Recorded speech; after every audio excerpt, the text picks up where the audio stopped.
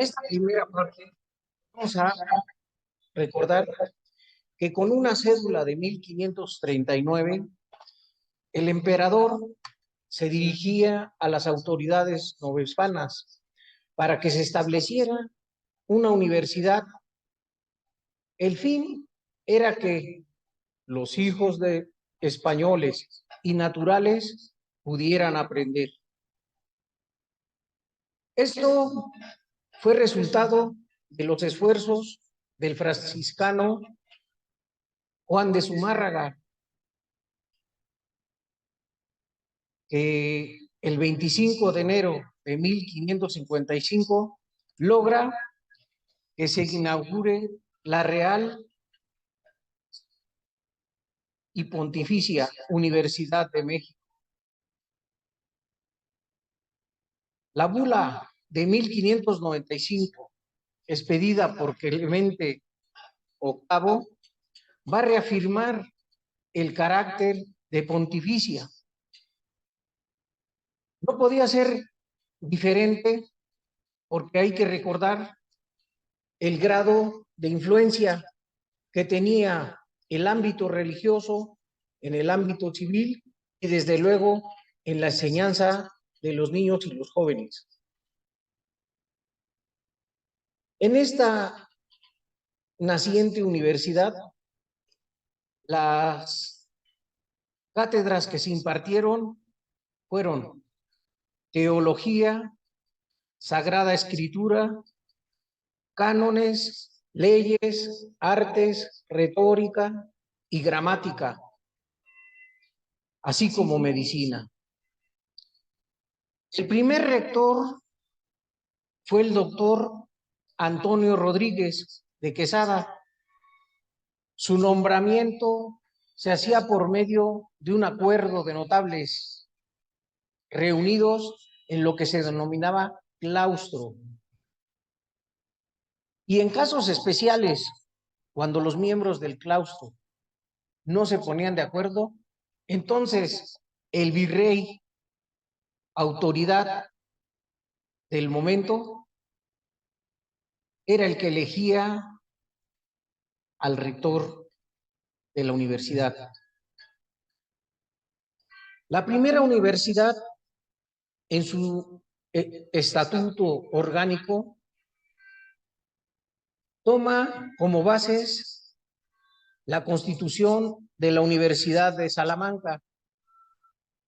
Hay que recordar que dicha universidad era el primerísimo referente sobre la cultura y la difusión del conocimiento en aquel entonces. El claustro fue un órgano de gobierno supremo que en la regulación de la vida universitaria siempre tuvo el apoyo y la participación de las autoridades virreinales para poner en orden, si así era necesario, a maestros y alumnos. En este proceso de consolidación universitaria será importante el Concilio de Trento, que se desarrolla entre 1545 y 1564. Dicho concilio reafirmaba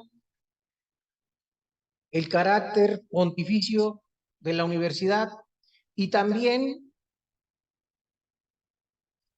impulsaba que se crearan numerosos seminarios. Con el tiempo, esta disposición y sus efectos terminarían en perjuicio de la universidad y su desarrollo, porque muchos jóvenes se integrarían a los seminarios buscando aprender teología y también colegios y seminarios y escuelas impartirían estudios análogos a la Real Universidad. Dos instituciones de gran prestigio educativo sí se vincularían a la vida universitaria. Una de ellas fue el Colegio Seminario de México y el Colegio Mayor de Santa María de Todos los Santos. Dichas instituciones daban a sus integrantes la oportunidad de continuar su formación en la universidad.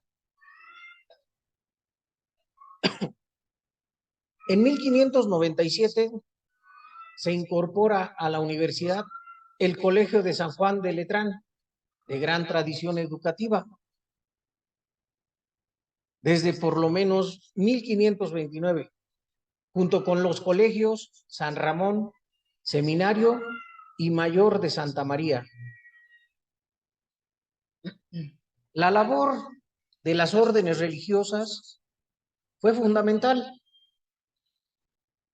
Un ejemplo de ello fue el de la orden jesuita, que antes de su expulsión por los Borbones y para 1757, se calcula que bajo su mandato funcionaban 24 colegios, 10 seminarios y 19 escuelas. Otras instituciones que se fundaron ya en la segunda mitad del siglo XVIII fueron la Escuela de Grado de 1778, el Colegio de Artes de San Carlos en 1781, el Jardín Botánico en 1788, la Real y Literaria Universidad de Guadalajara y el Real Seminario de Minería de 1792. En general, podemos decir que la educación española tuvo una importancia porque la educación se comenzó a hacer más extensiva. Poco a poco, más amplios sectores de la sociedad se fueron integrando y las repercusiones a largo plazo fueron la de fomentar la conciencia que después los criollos utilizarían para promover la independencia de la Nueva España.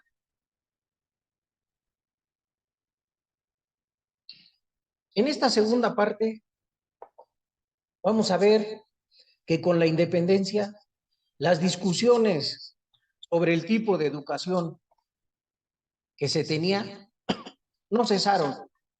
Por el contrario, se agudizaron de tal manera que personajes como Lucas Alamán presenta al Congreso Constituyente de 1823 un informe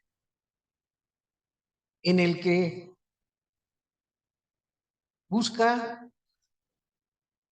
que se hagan reformas en el ámbito educativo, porque, según él, varios establecimientos de instrucción proceden sobre planes y reglamentos aislados, sin un sistema común y uniforme, sin que la nación obtenga los frutos que esperaba.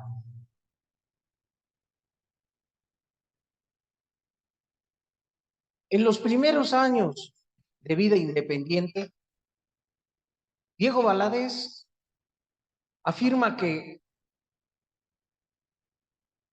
la reforma de 1833 y en general la visión que se tenía sobre la educación presentaba entre liberales y conservadores, la divergencia entre centrarla en el progreso económico o como un elemento de evolución política. Uno u otro eran los objetivos según las dos posiciones. Es hasta 1833 cuando Valentín Gómez Farías, encargado de instrumentar las reformas educativas y elaborar un plan para el distrito y los territorios de la Federación, en que forma la comisión del plan de estudios que buscaba, entre otras cosas, que los colegios formaran parte del sistema de instrucción pública. Para ello, realizó varias visitas a varias instituciones y concluyó que para remediar los males de la educación y enseñanza eran necesarios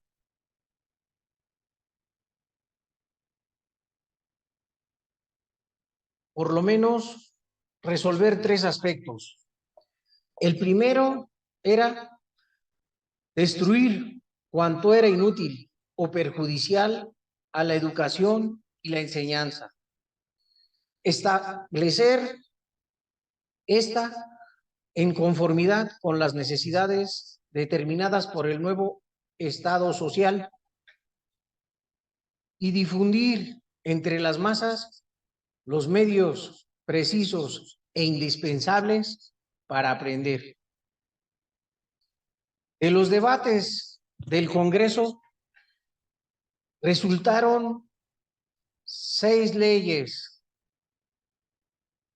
La primera, el Congreso autorizaba al gobierno para arreglar la educación en todos sus ramos. La segunda, ordenaba la supresión de la Universidad de México para dar paso a un instituto. Y se anunciaba la creación de una Dirección General de Instrucción Pública para el distrito y territorio de la Federación, así como las facultades que debería de tener esta. Tercero, se da a conocer el número de establecimientos de instrucción pública, su denominación y cátedras a impartir en cada uno. Se refiere a los directores, subdirectores y profesores, sus obligaciones y sueldos. También se refiere a los grados académicos. Se determinaban los fondos y finanzas de los institutos y escuelas. También se creaba la escuela primaria para niños en cada uno de los establecimientos de estudios mayores. El desarrollo universitario. En 1834, con la contrarreforma santanista, se restablecen varios colegios y la universidad. Esta última bajo la denominación de Universidad Nacional. Se determinó la forma de elección del rector y la condición de apoyo que la universidad tendría que prestar en los casos que el gobierno necesitara de orientación y consulta. Durante el periodo santanista van a destacar 2 planes que abonarán al fomento de la instrucción pública. El Plan Baranda, propuesto por el ministro Manuel Baranda, del 18 de agosto de 1843, que buscaba que se determinase que los estudios preparatorios fueran uniformes para las 4 carreras y se ordenaran.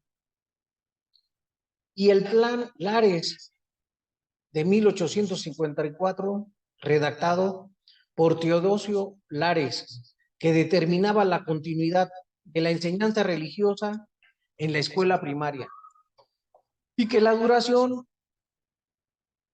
de la formación preparatoria fuera de 6 años. La universidad, suprimida y restablecida con la llegada del emperador Maximiliano, determina que la instrucción pública debería de ser acceso de todos. Vamos a ver que con el imperio de Maximiliano, la instrucción pública efectivamente rescata los ideales liberales de gratuidad, obligatoriedad y carácter público, por lo menos en el nivel primaria. Es interesante ver que también era riguroso que se estableciera una separación entre los religiosos y los poderes del Estado en el ámbito educativo. Esto llevó a que la universidad fuera otra vez suprimida conforme al mandato legislativo del 14 de septiembre de 1857. Las luchas entre liberales y conservadores, el esfuerzo porque el Estado fuera el rector de los asuntos públicos, llevó en el ámbito educativo a la generalización de medidas legislativas en diversas entidades de la Federación que establecían numerosos centros de estudio profesionales.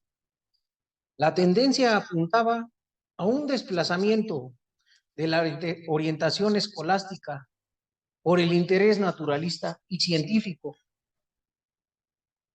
En Chiapas, en Yucatán y en Oaxaca se abren centros de estudio profesionales.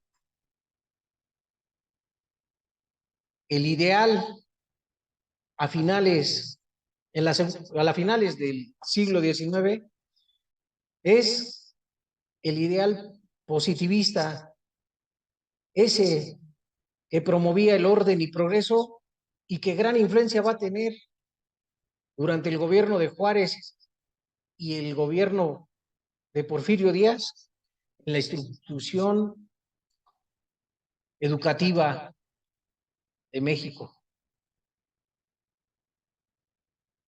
Debemos decir que el positivismo llega a México de la mano de Gavino Barreda, inspirado en la filosofía positivista de Augusto Comte. En la segunda mitad del siglo XIX, el presidente Benito Juárez designa ministro de Instrucción a Antonio Martínez de Castro para reestructurar la enseñanza. Para ello, Antonio Martínez designa a Gavino Barreda para que presidiera una comisión que sentara las bases de la organización de la educación pública. Esto dio como resultado que el Congreso aprobara la Ley Orgánica de Instrucción Pública en el Distrito Federal de 1857 y el Reglamento de 1868. Dicha ley precisaba los ramos de estudio en cada nivel y la importancia del nivel preparatorio en la formación. Con ello se sistematizaba todas las escuelas de carácter profesional y se iba allanando el camino para que en 1910 se fundara la Universidad Nacional. La Ley Orgánica de la Instrucción Pública en el Distrito Federal de 1867 sirvió de ejemplo para que la mayor parte de las entidades federativas transformaran sus sistemas educativos. El experimento positivista buscaba que los maestros separaran a los alumnos de los prejuicios religiosos. La instrucción debía tener un carácter laico, positivista y cientificista. Por lo tanto, en las aulas, el rigor científico consistía en tener por real únicamente lo que se podría demostrar. De la instrucción científica nacerían, según los positivistas, los ciudadanos libres y útiles a los proyectos del Estado Nacional. Desde febrero de 1881, Justo Sierra venía impulsando un proyecto de creación de la Universidad Nacional. Sería hasta 1910 cuando su idea cobraría forma. Hasta el fin del siglo XIX, los esfuerzos se encaminaron en fomentar la instrucción pública y mantener la enseñanza libre de todo elemento teológico o metafísico. Así quedó de manifiesto en los primeros y segundos congresos de instrucción. El 30 de agosto de 1902 se crea el Consejo Superior de Educación Pública como un cuerpo colegiado encargado de asesorar permanentemente al Ministerio de Instrucción Pública en todos los actos que tenían que ver a la dirección de enseñanza. En voz de Justo Sierra, las tareas urgentes implicaban la modernización de los estudios, por lo menos en el ámbito de la jurisprudencia y la medicina,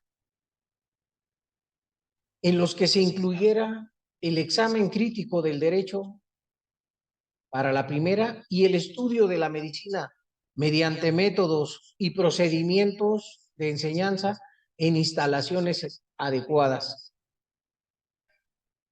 Igual esfuerzo se tenía que hacer en las escuelas de ingenieros y la de bellas artes y conservación. La solución exigía un enfoque de conjunto que permitiera a todas las instituciones académicas alcanzar el progreso pleno.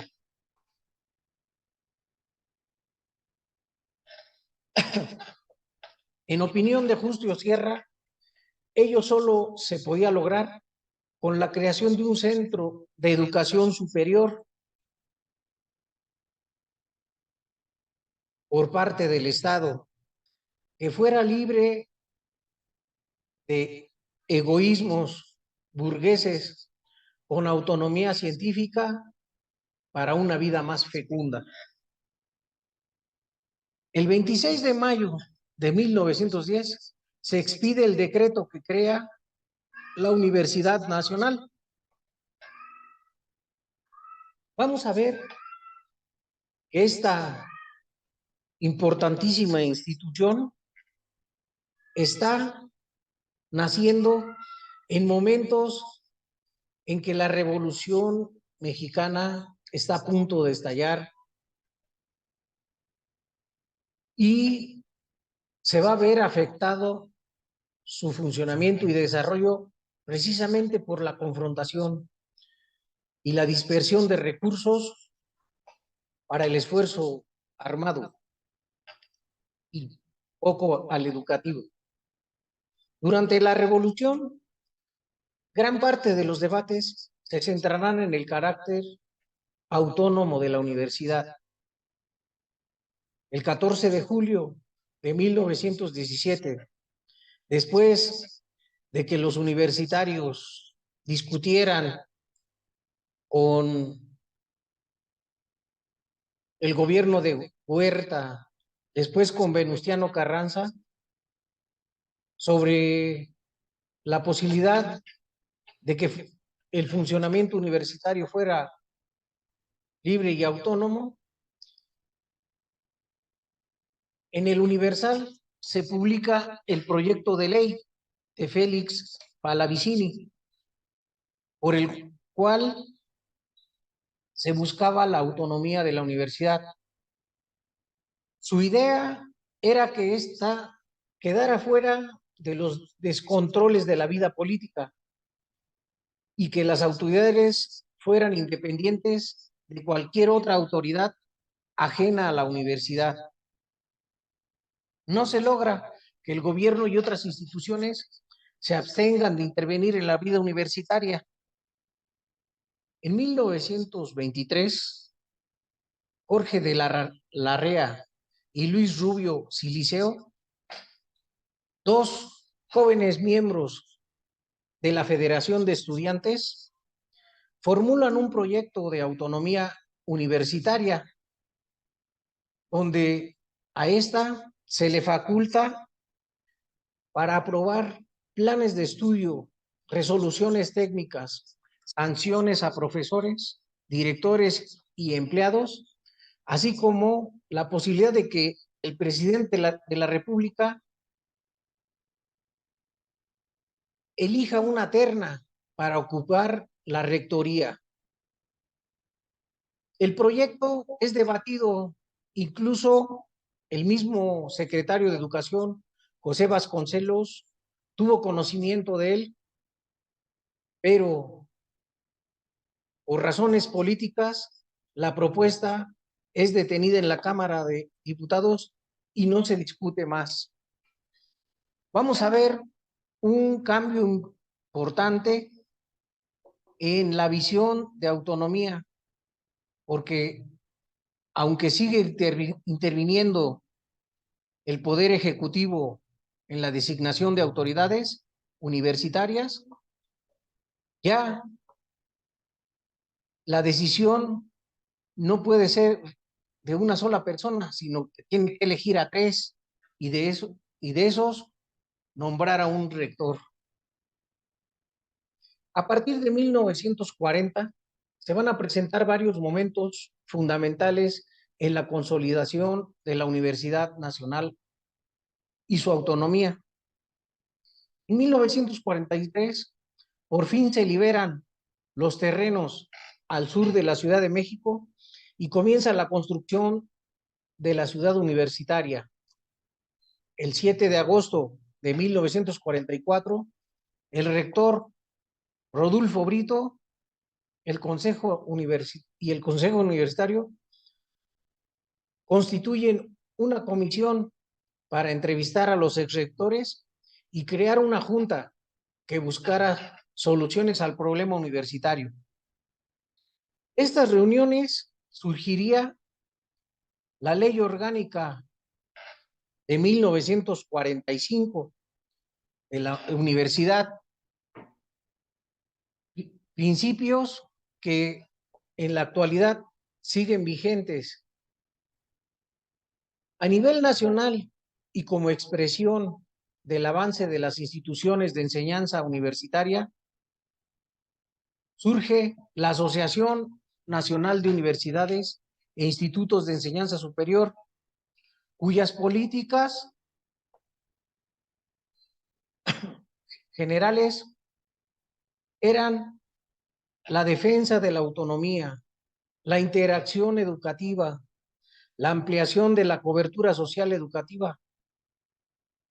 Buscan dar sentido y utilidad sociales a las actividades prácticas establecidas.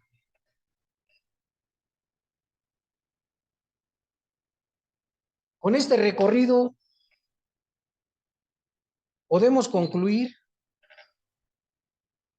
que el surgimiento de las instituciones universitarias ha sido resultado de un largo proceso que se remonta a la Nueva España, cuando las órdenes religiosas impulsaban el esfuerzo educativo.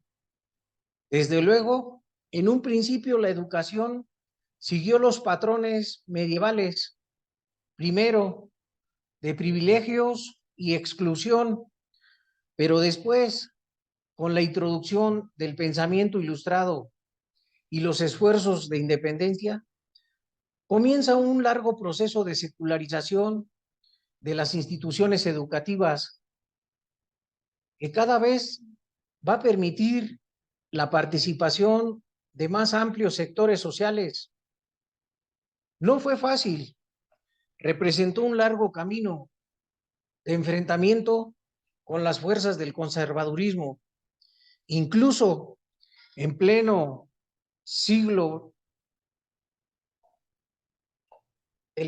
independiente,